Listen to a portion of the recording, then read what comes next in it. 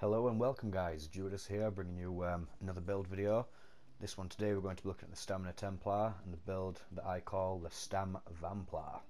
This PvP build works really well, open world in Cyrodiil, works well solo, works well in small groups, works really well in 2vx, really thrives in the sewers in IC as well, and it's perfect for dueling on as well. It's really balanced, really well rounded.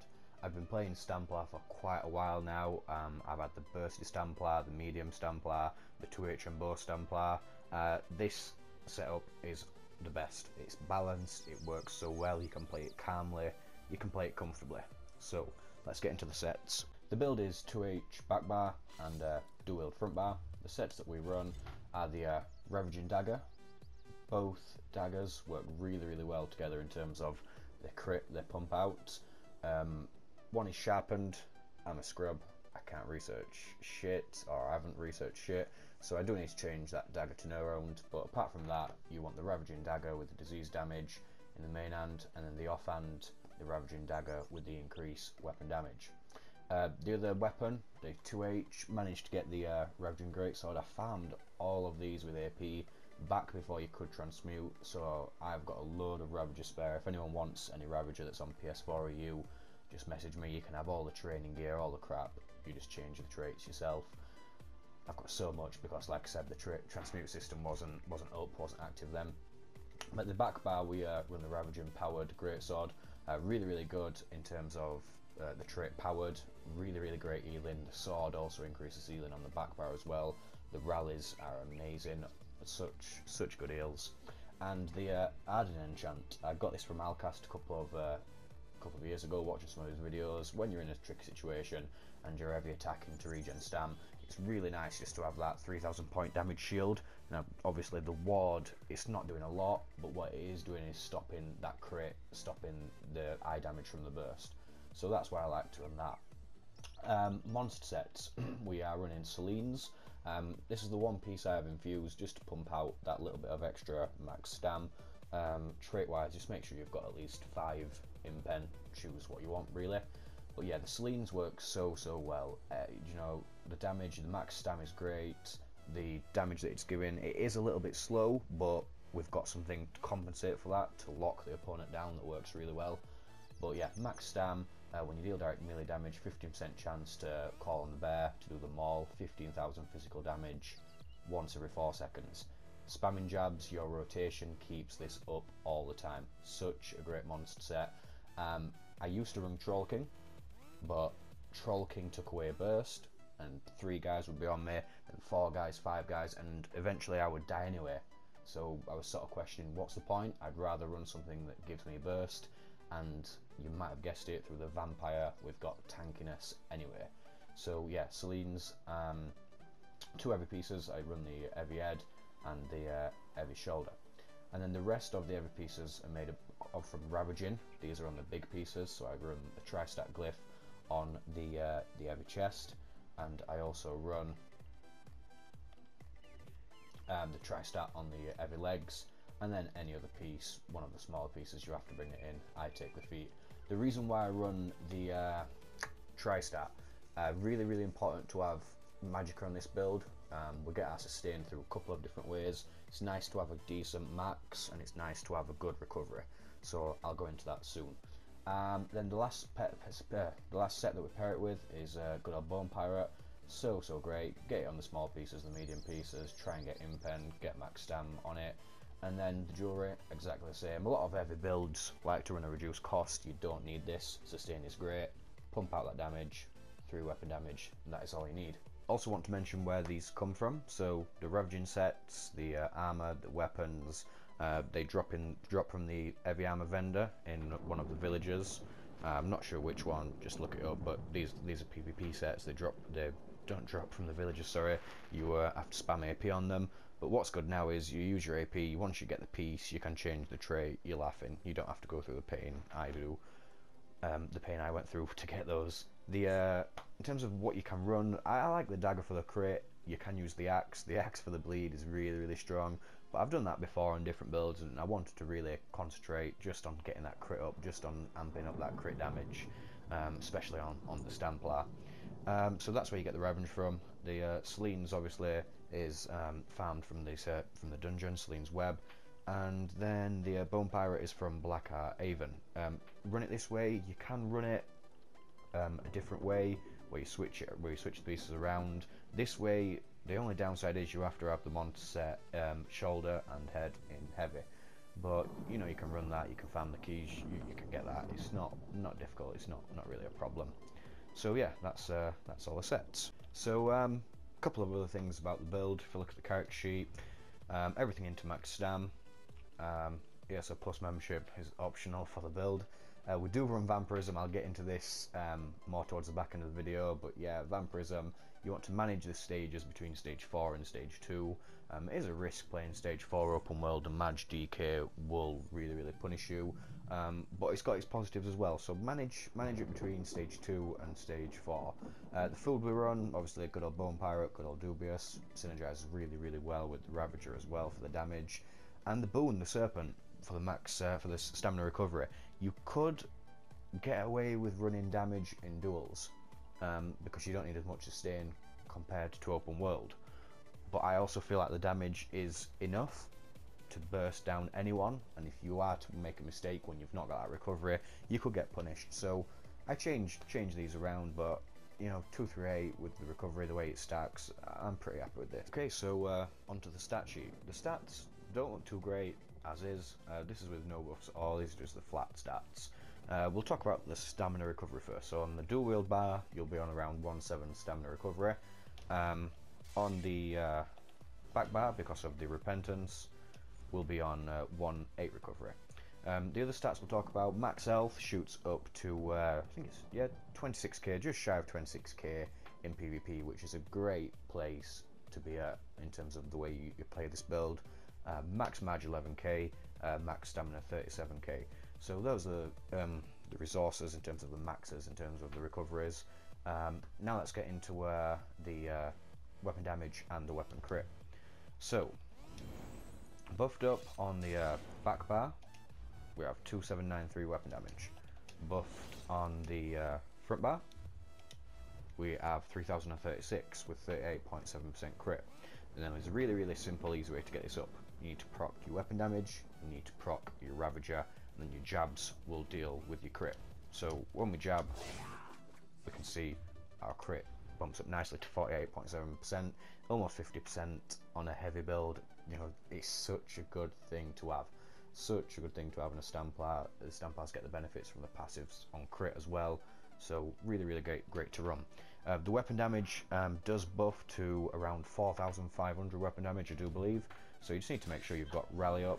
Obviously, you know you won't proc Ravager on this bar, but the reason why, I should have said this earlier, sorry. The reason why we have Ravaging on is because we get the 4-piece on the back bar, which still gives the 1 to 6 weapon damage, which is really great for the eels we're pumping out.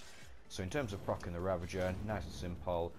Heavy attack, jab. You can look down at the bottom for the logo. So that's just the enchant. They do proc, trust me. Oh, there we go, we had one. Get up, and then the second one there. So yeah, 4-4-6-4, and the Selene's came out as well there. Really good stats in terms of your burst, and you'll find that this is kept up a lot of the time. A lot of people don't like the sets where they have to work around sort of things proccing, but it will come up. I mean, I'll do a couple of spams. So light stack into the Rending, the heavy attack jab, as you can see Selene's out. You can see, look, they're both on again. It's really effective, really good to use. You'll get the little orange indicator as well, just if you're being picky and bursting all the time. But if you want to know when to maximise on that Dawnbreaker, on that burst, you can look out for those little clues. So guys, next we'll go through the the skills. We'll start with the skills on the back bar, on the buff bar. So we are running the Child Focus. The reason why we run this morph, it's such low cost of magicka.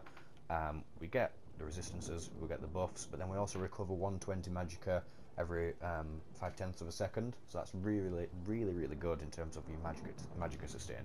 So keep this up all the time. You can move in, move back out of it. You'll keep your resistances up. You'll also keep your magicka up. The reason why we need to keep the magicka up is because we're a heavy build. We can no longer shuffle. so we'll have to use the cleanse. Now the cleanse does cost a lot. You want the extended ritual, the one that gets rid of the 5 ample effects. Also helps with healing, and also passively from the StamVamplar gives a snare. Costs 4,000 Magicka. This will really help you in terms of getting out of your snares, getting out of the clamps, getting out of your roots. What you want to do first is to dodge roll. Make sure you get your rally, your vigor, any order, then your cleansing. So dodge roll to break the root first, then your cleansing. You see I've run out of magic there. You need to make sure you keep up the charmed focus. I was spamming it quite a little bit though. The next move that I like to run is Repentance. Repentance is really great for 2 reasons. Obviously when you're massacring, you can repent the bodies, get those resources back, but in terms of what it gives passively, you get the 10% recovery on the L. That's no biggie. We've not got L3 regen, but the 10% recovery on stamina and magicka is really nice, just for eating out those extra ones, those extra resources. Talked about the cleanse. Right, then the next move. This was a little bit cheesy, but we run the accelerating drain as our CC. Obviously, you can CC with Dawnbreaker, but the reason why I like this over the Ahura Javelin, I prefer this because it's really clunky to break. In terms of how it looks, you can put it on the enemy, you can swap out, jabbing, and most of the time they'll still be on their knees, they'll still be trying to break it. You can see both procced again as well, the Ravager, the weapon damage. It's such a good CC. The problem I was having with the Javelin, the problem I was having with the Javelin was that it was pushing people out. So if I was on top of a keep, it was knocking people off of the keep, off of the resource. Sleens was proccing, and lo and behold, they were 8 meters across the ground. They weren't in that range. So I wanted something that locked the opponent down, and this did that really well.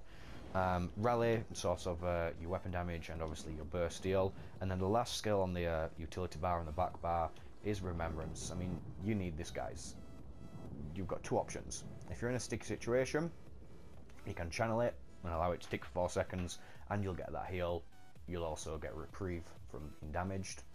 Hopefully people will still heavy attack you to regen and get maxes, but you'll get that heal, and then you'll get your resources coming back. You'll get a couple of seconds time to think.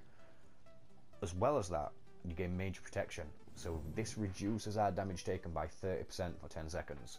This is absolutely fantastic, and you can block, you can cancel this. So obviously we've put it on as a channel, but we can block cancel it, and we're off. And you can see we're still running around. We've got the buff at the bottom. We've still got the major protection while still being able to move and do some damage. So yeah, really great skills. I wouldn't run this back bar any other way. I like to have the Vamp Drain on the L1 just so I can make sure I'm still on the target. In terms of the front bar then, we have got first skill Dawnbreaker. Like I said, sorry, not Dawnbreaker, Trap Beast, the Beast. The reason why I like the Trap Beast is because this build locks people down. The way the Magic Decay will clamp and whip, once you get into that, the opponents are really locked down, and you're doing lots of damage on them. So obviously you've got the extended ritual. This is giving a snare. You've also got the rending slashers, giving a nice snare, and you want to make sure the beast is on them. You can be clever in your gameplay. I've done it a couple of times where I've positioned beast, moved around someone, rolled through them, pushed them back onto it. But most of the time, you want to make use of that in the in chokes, tight situations. When you're line of sight around a corner, you can cancel it with a dodge roll, turn and jab. You know, they'll think you're running away when you're not. Give them hell. So yeah, really good move. It also passively buffs our weapon damage up a little bit more, which is always really great. The next move that I want to talk about is our Power of the Light. This is such low cost, 1,500, and this is where you get the burst from. So the max copy damage it can take is 22,000. Really strong. It's giving the major fracture, but it's how you time this. So I'll get into that in a moment. Jabs, spawnable DPS, such a great skill. Try not to get sort of too tunnel vision, too stuck into this. Make sure you know you've got your buffs up. You're entering with a rally. Got the proc again there. Just saying, it procs. Believe me. So yeah, and really simple. You know, if you're needing standback, you can heavy attack into them. You can light attack into them. Gets a bit clunky sometimes, but it works really well. Next skill after that, let's see. Rending slashers, talked about this before. The bleed is amazing. Love bleeds. Could have gone with access for more bleeds, but this is enough for me. So you've got the instant hit, the damage, which can also proc. I do believe this can proc the Ravager as well. Can also gives a snare to people. So let's have a little look. So yeah, reduce the movement speed by 50% for the duration that this ticks on. So if you're against other StamVamplars, other Magplars, hopefully they're cleansing this. Cleanse, keeping things off. But if they don't do that, they're taking the bleeds, they're taking the movement speed, they're locked in. What are you going to be doing? Jabbing them, CCing them, Selening them, all the time. Works so well. And then last but not least, we've got our Vigor. I really like Vigor on the front bar, because obviously you can set up on the back bar, you're ready to lock in, Vigor, and then you're off. So really nice to have it on that bar.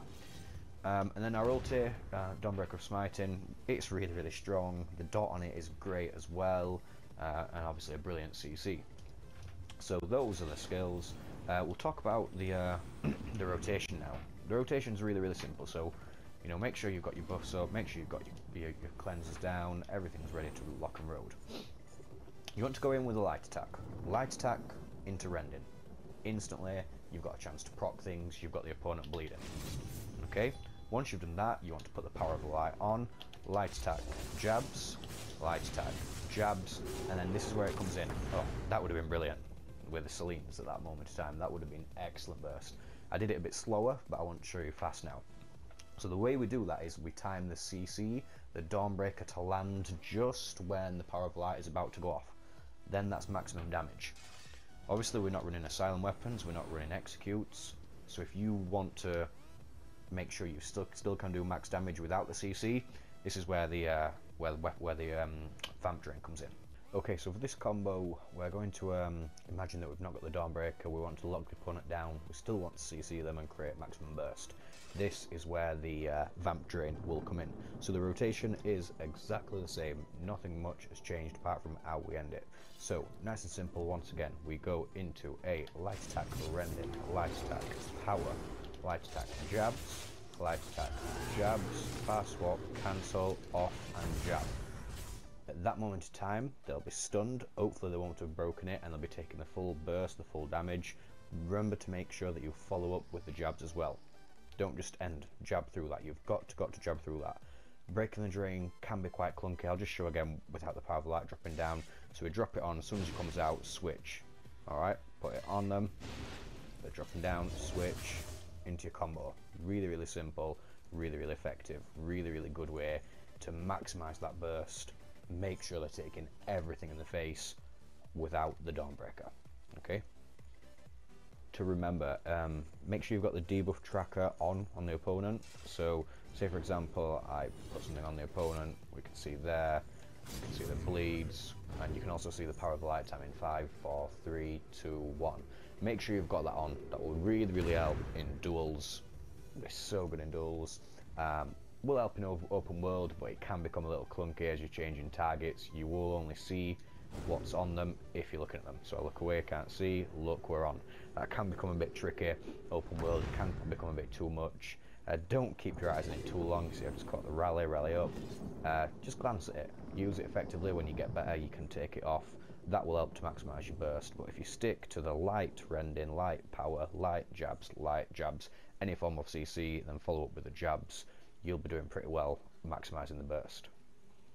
One more thing I quickly want to mention about the Vamp Drain CC compared to the Javelin that we could use. The range is 12 meters on it, so if you've got no gap closer on this build, so if someone is running away from you, if you're wanting to lock a target down, you've got a range CC, make sure you break this, don't leave it on like some people do. The CC looks hilarious, you don't want it to be seen. You want the opponent to be like, why am I locked down, why am I crouching? They don't want to see the Eldrin. Well, you lock them down 12 meters away, works really well in terms of not as much a gap closer, but more of catching up with that opponent, locking them down. Then obviously you need to wait for the next CC to be available before you time your burst. But just thought I'd mention that as well. Oh, I almost forgot. I've not mentioned the race. The race that we run on this build is an Orc, and the reason is not because of trolking. Trolking would be stupid with Vampirism because you don't get health recovery. The reason why we're an Orc is because we're an heavy and I like the movement speed. Orc passives give. You get the movement speed, I believe you get damage, and then you also get a little bit of maxes in stam and health recovery. Max health. Where the heck? Yeah, there we go, Orc. So yeah, max health and max stam. You know, both are important. Red Guard will give you more max stam, but not as much max health. The way I've gone down this with triglyphs, really do think Orc is the best race.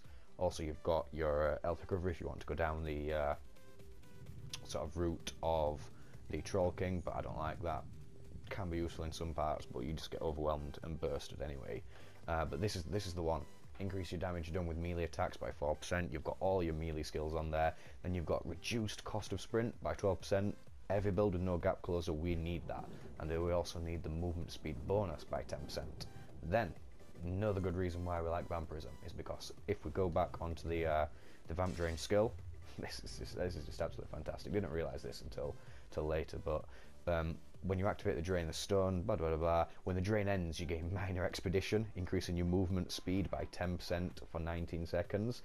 So this is different to the Orc passives, so both of these will stack together, and if you look at the uptime, you're going to be CCing every 7 seconds.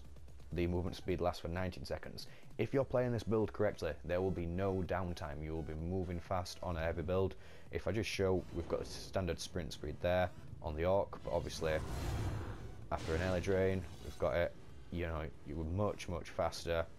Really good. Really worth using. And obviously you don't have any downtime on that. You can keep it up, and your mobility is solid. It's really good. That's one of the reasons why I run it. I did say I'd mention Vampirism a little bit more as well, so yeah, I'll get into that now. So we're running it because of the early drain. Obviously we need Vampirism to have that move. If you want to be a Vamp and play with the early drain way, if you want to be a Vamp, use Vamp and play with the accelerating drain CC way instead of the standard binding javelin. Alright, I think I said Aurora before. I may have mentioned the magic one. Anyway, if you want to run this with the accelerating drain, you've got to go with a monster set that's not Troll King. Downside of the Vampirism is that you won't get health recovery. Your health recovery will be stunned. It's as simple as that. So if you want to run this way, believe me, you're locking people down. Go with Celine's, a really good option. Ultigen option, not Slimecraw. Oh my god, what the heck is it called? You know what I'm talking about, the big guy. The Jesus Christ, man. What is it called? Bloodspawn. That took way too long. Bloodspawn's also another option. I know Cody runs his build with the Bloodspawn. But yeah, back to the Vampirisms. Keep the Vampirism stage between 2 and 4. If you're in 4 and you're doing a Magic DK, that's just silly. If you know you're going to be doing Magic DKs, go to 2. In open world, you don't know how much fire damage you're going to be getting, so it is where it is. Run between 2 and 4. If you feel like you're dying a lot due to that, ump it up. Go feed, make it 2. Use the cleanse. That's all I can say. Use the cleanse. And most of the time, things to do with fire aren't as much bursty, they're more dotty. Alright, damage over time. So keep those things off you. Keep mobile, keep cleansing, put that pressure on. But yeah, what do we get from Vampirism? The off balance, I'm not sure if this counts as feeding or the drain. But if we did get that, the off balance through a CP would mean extra damage as well. But I can't promise that. But yeah. Increases as Magicka and stamina recovery by 10%. So this is where I say go between 2 and 4, because at stage 2 you get 10% Magicka recovery, 10% stamina recovery. If we think back to what I said we need on this build, we need stamina recovery, we need Magicka recovery. Such a great passive. That's just to infect another player, and this is the kicker. Think back to when I talked about the ulti we've got at the top there, Remembrance. Alright? For 10 seconds you'll gain major protection, reducing your damage you take by 30%.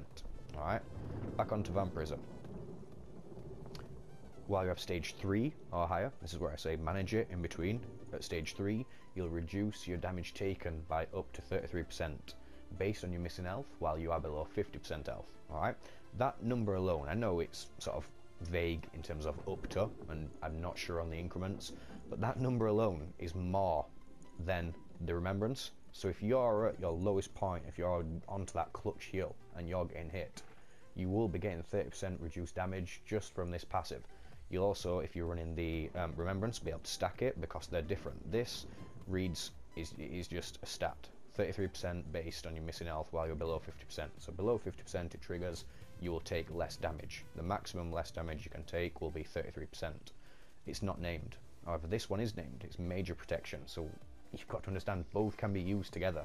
One you'll have all the time, that's better than this one, and the other one you can block cancel and you can put on when you choose, when you see fit, when you're in your defensive plays. So overall, I think that as a combination alone, allowing the Selines to stay in range, a really nasty CC, everything that I've said, this is what's made the decision to make the StamVamplar. And got other bonus as well, you know, obviously this is the reason why you can't run Troll King. Just go with it, trust me, this works much better. Dark Stalker, ignore movement speed penalty while in crouch. So yeah, you're heavy, you're moving fast because of the CC you use, and also when you're in stealth, stalking those targets down, picking that good 1vx fight, you're able to move a lot faster in stealth. Overall, really great. Trust me guys, try it, you won't look back. Okay, next we'll quickly go over CP. I will be explaining things to do with the CP about the decisions that I've made.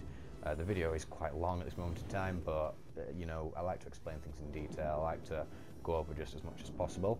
Said the guy that doesn't know what the Bloodspawn element is called and has been calling Ellie Drain, Vamp Drain all the way through the video, but yeah, that's by the by. So let's get our teeth into some CP. We'll start off in the green tree. So 61 into Warlord, we need the break free. You know, you will 1vx in, you will be getting lots of stuns, you'll need this. The max stam isn't a crazy amount. 61% scales really well, 21.18, sorry, 61 points gives 21.18. Next, Sprinter. 18 alone into this gives a reduced cost of 11.5%. Alright, this doesn't scale. This doesn't round up to the nearest tenth and then rounds up to the nearest whole decimal. It's just 11. Alright, we're at 11% for it. But it works well. We've already got a reduced cost in other ways. Stack into the things that you're already getting. That's the way to use the CP.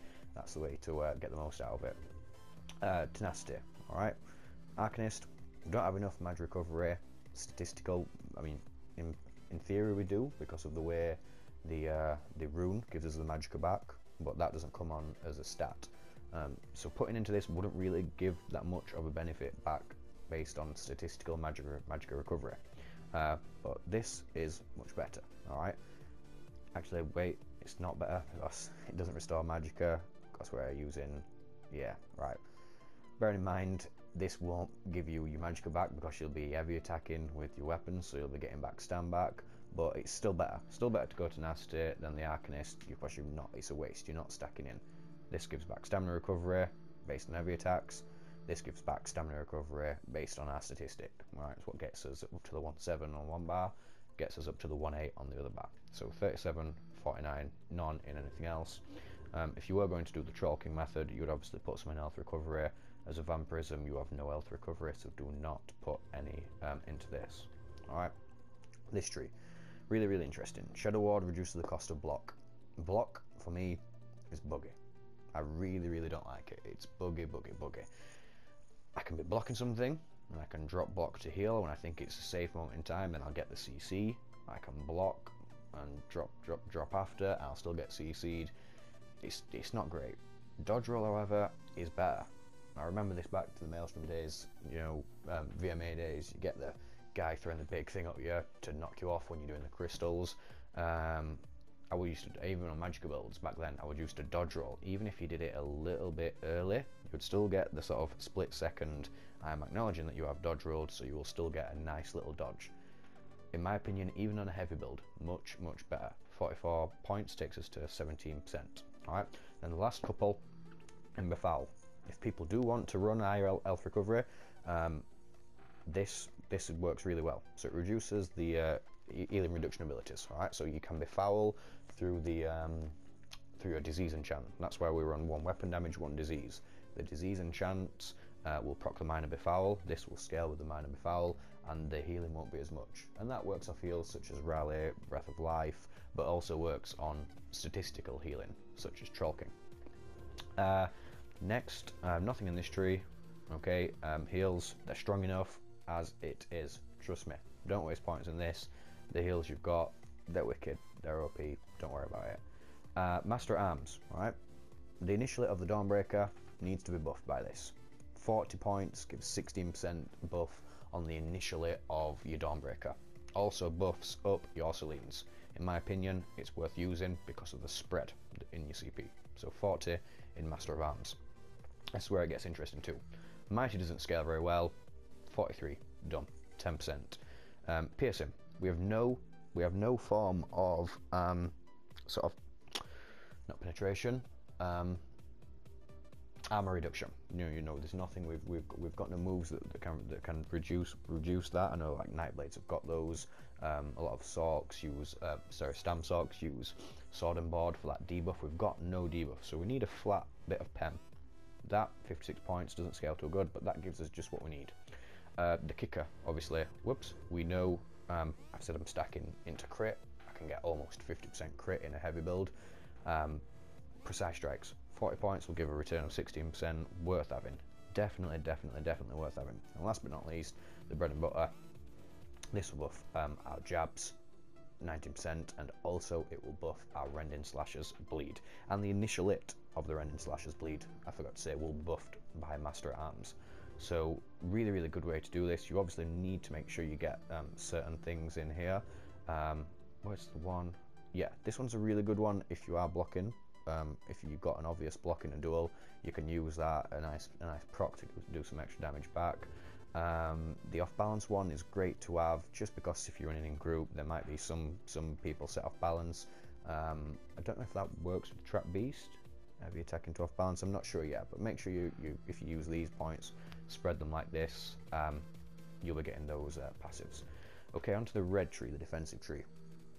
Crit resist, I think, is very important. There's a lot of builds out there that's bursty, that's got high crit. Doesn't scale too great, but this is excess. 44 in there will give us an okay return.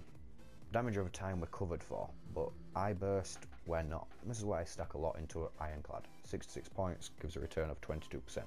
Don't go past that, the returns become diminishing, you want to stay there. Next, Thick Skinned. Even though we have got a cleanse, so theoretically we can cleanse off all our dots, all our damage over time things that we get put on us. Sometimes you might not have that cleanse. You don't want people to realize that you can just be dotted up and be melted and drained of magicka. People know how to fight, people know how to do these builds. Put some in anyway. You know, yeah, you need to cover your weakness as well, but this still needs to be covered. Nothing wrong with 28 points to give a return of 12% in Thick Skinned. Then we've got Ardy, 49, gives us 11% reduced damage from a physical, poison, disease. Tends to struggle against stamina users more so than magic users, so that's why the split's there. But if you think about it in the points, it's not much. 11%, 10%. Make sure you get the Unchained passive after break free, so we've got a reduced break free cost, but then after we have broken free, its next stamina ability used within 5 seconds is almost free. You know, it's reduced in cost by 80%. So on medium builds, that will be a shuffle. It can be anything on this build. It could be a rally, but obviously you use your rally when you need to. Could be your vigors, whatever you like. You can do it in that way. And yeah, that wraps up the CP. So yeah, I know this build video has been really long, but I hope it's been enjoyable. I hope you've learnt a lot about the decisions that I've made, why I'm running the Stamina Templar with the StamVamplar. We'd just like to thank as well, a lot of people have been commenting on my builds, liking, disliking, whatever you like, guys. I just like your feedback. I just like to know how I'm doing. Bumping up those subscribers, nearly at my first milestone, which is 100 subscribers. So really impressed overall with how this build's performing. Get it on, try it out, come on, forget about the Troll King, use it this way, you'll have so much fun playing it. Hope you enjoy it, guys. Thanks a lot. Judas McGavin, catch you later.